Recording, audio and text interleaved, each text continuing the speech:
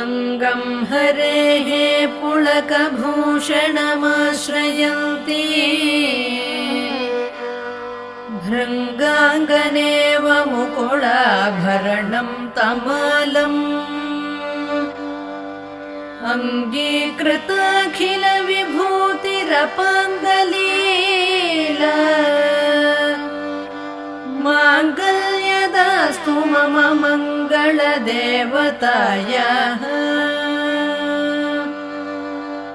मुग्धा मुहुर्विदधति वदने मुरारेः प्रेमत्रपा प्रणिहितानि गतागतानि मालादृशोर्मधुकरीव महोत्पलेया सा मे श्रियं दिशतु।